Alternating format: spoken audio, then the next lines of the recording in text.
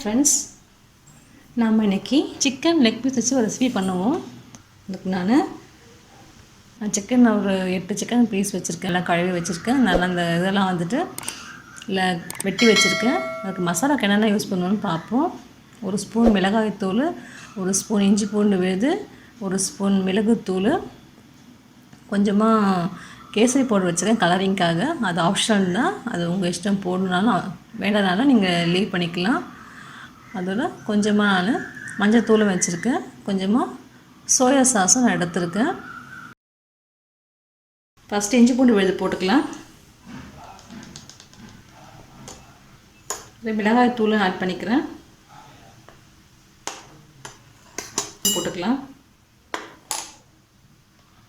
பெப்பரும் add பண்ணிக்கிறேன்.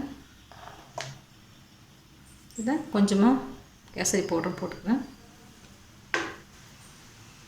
இதோட நம்ம சோயா சாஸை ஆட் பண்ணிக்கலாம். கொஞ்சமாக உப்பு ஆட் பண்ணிக்கிறேன்.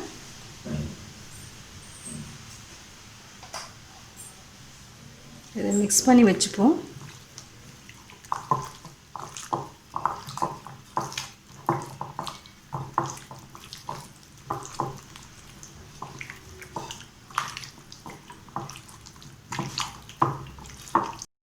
இந்த மசாலாலாம் கொஞ்சம் வினிகர் ஆட் பண்ணிப்போம். வினிகர் ஆட் பண்ணிவிட்டு நம்ம பரட்டி வச்சுக்கலாம்.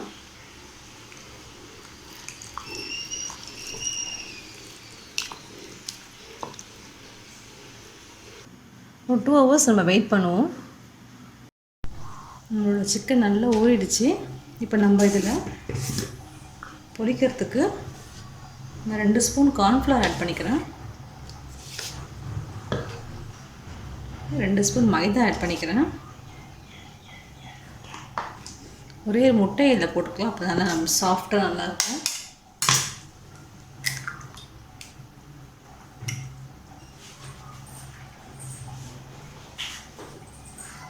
இதெல்லாம் சேர்த்து நம்ம எடுத்துப்போம்.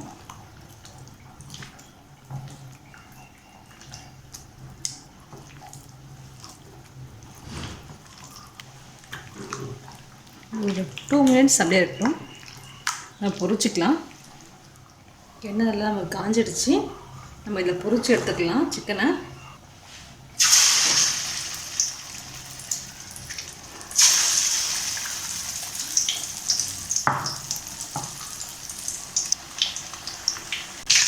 இந்த திருப்பி போட்டுக்கலாம். அது ஒரு பக்கம் நல்லா வெந்துடுச்சு. இன்னொரு பக்கம் நம்ம திருப்பி போட்டுக்கலாம்.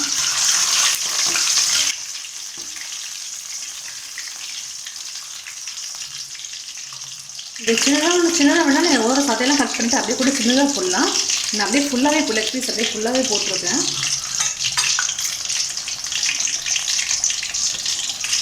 நல்லா வேகட்டும் ஓரெல்லாம்.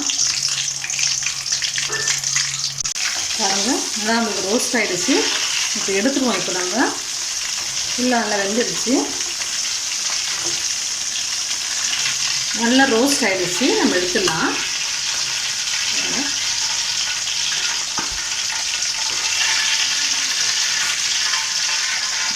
இதே மாதிரி எல்லாமே வறுத்து எடுத்துருவோம் எல்லாத்தையும்.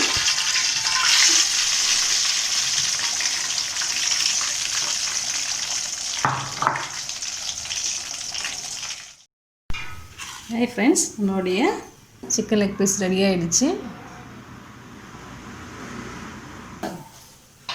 இது நம்ம அடுத்த ஸ்டெப் என்னென்னு பார்ப்போம். பேனில் ஆயில் ஊற்றிக்கலாம். கொஞ்சமாக இஞ்சி பூண்டு பேஸ்ட் போட்டுக்கலாம்.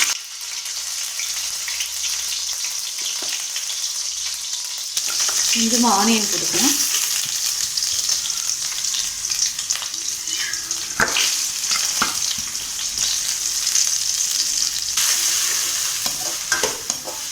நம்ம ஆல்ரெடி உப்பெல்லாம் ஆட் பண்ணியிருக்கோம். அதனால் உப்பு அதெல்லாம் போட வேண்டாம். பத்தலை நம்ம மட்டும் போட்டால் போதும்.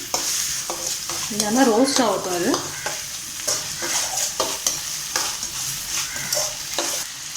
இந்த கொஞ்சமாக சில்லி பவுடர் ஆட் பண்ணிக்கிறேன். இன்னும் கலருக்காக நான் போடுறேன். நீங்கள் காஷ்மீரி பவுடர் இருந்தாலும் ஆட் பண்ணிக்கோங்க. நம்ம இதில் கொஞ்சமாக டொமேட்டோ சாஸ் ஆட் பண்ணிக்கலாம்.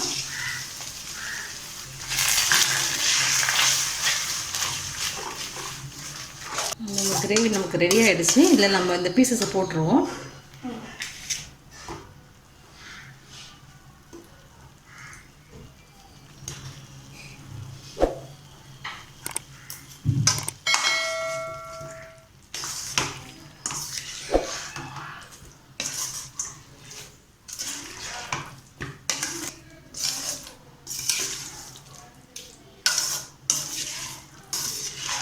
ஒரு 2 மினிட்ஸ் அப்படியே இருக்கட்டும். பாருங்க, நல்லா ஜூஸி ரெடி ஆகிடுச்சு. இந்த சாஸ்லாம் அதில் நல்லா இறங்கிடுச்சு. நீ இந்த மாதிரியும் செய்யலாம், நல்லாயிருக்கும். இது மேலே கொஞ்சம் மல்லியில் ஆட் பண்ணிக்கலாம். ஸ்ப்ரிங் ஆனியன் கூட நீங்கள் போட்டுக்கலாம். நீங்கள் இந்த ரெசிபி ட்ரை பண்ணுங்கள். உங்கள் கமெண்ட் சொல்லுங்கள். தேங்க்யூ.